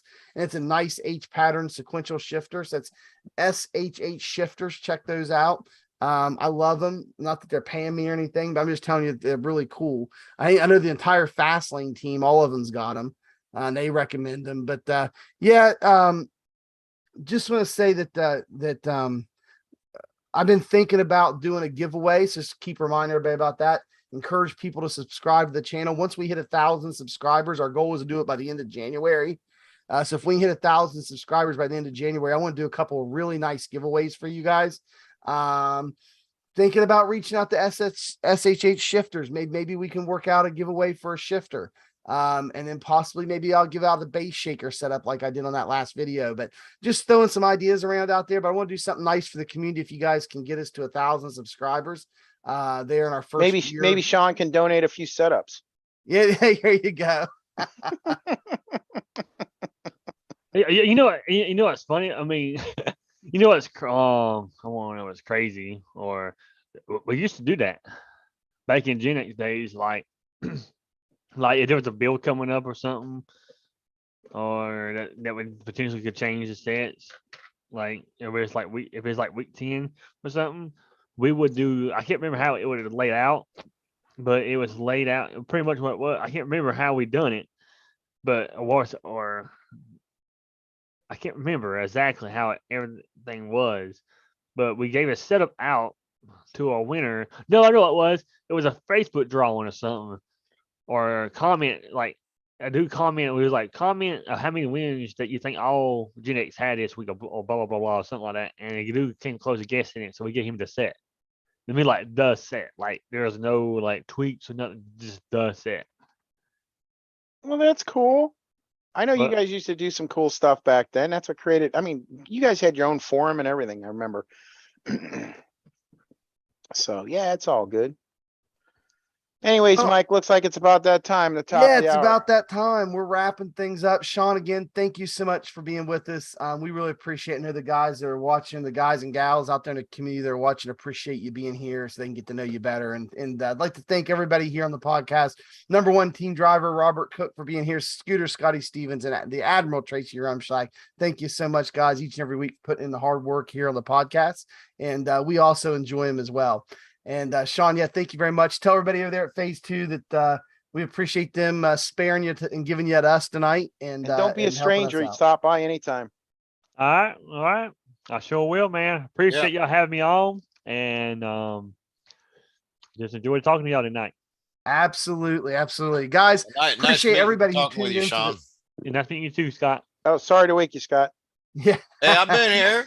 but I'm just listening. we appreciate everybody who tuned in for tonight's podcast, and those of you who are going to watch it on demand after the fact. We appreciate you all coming in. We've heard from several of our viewers that say that they watch them later in the week, just turn them on while they're working or doing whatever and listen. So we appreciate you guys as well. Everybody who views the podcast and supports us here at the channel, guys. If you have not done so yet, we just ask you hit that subscribe button down below. That helps us grow the channel here at Area 51. and helps us to give you more content, and we appreciate that. Also, the bell icon gets you notified anytime that we upload more content here to the channel. And yeah, man, you have a great night too. Appreciate you being here. But appreciate you guys being here for this. But the bell icon gets you notified anytime we go live or upload new content to the channel. And give us a big old thumbs up, smack on the like button if you enjoyed the podcast tonight. And always check out the description down below. Down in the description, we have an affiliate link to Major's Garage. We get a small commission on your first month subscription if you click the link when you subscribe. Also, there is a 10% off promo code to Maconi Setup Shop. You guys want to go and purchase your setups from Maconi Setup Shop. It's 10% off of all non-subscription, all their non-monthly subscription setups. If you buy a single setup or anything else they sell, you get a 10% off there using the promo code Area 51. That is Area number 51 with no space at checkout. Get you 10% off. There's also 3 places you can get free setups as well. You can get the Baseline Plus setups from Major's Garage there. You can use those. They're stable. You can learn off of them, and you can also build your own sets from them. Not to mention osracing.net, where you can get all of your oval setups for dirt and asphalt as well. Get you something competitive, get on the track, learn with, and you can build from them as well. And the last but not least on the setups is Edwards Setup Shop. There's a link down there for them, and they have a great Discord community, and they have some drivers on their team that put stuff up. Plus, it's community supported. People there in the community upload their setups, and there's a lot of setups you can race right out of the box. It's competitive there, so go check out Edwards Setup Shop. And last but not least, if you would like to get a physical custom diecast model made of your iRacing car, there's a link down there to a guy on Facebook. He has a Facebook page. You hit him up, he'll quote you a price, and you send in your TGA file, which is your graphics file for your car in iRacing. You send that to him, and he will get that turned into a physical custom diecast model of your car. It's a 1/24th model, I believe, in scale and size, and you can have that there at your house. And I think that's really cool, especially if you've raced in iRacing for a long time and you've had a paint job for a while and you'd like to get a physical model made of it for yourself. So all that's down in the description. Always check that out as you leave the videos. And guys, for myself, Robert Cook, Tracy Rumschlad, and Scotty Stevens, everybody here, Area 51, thank you for being with us. And as always, we will see you in the next one. Next Next one.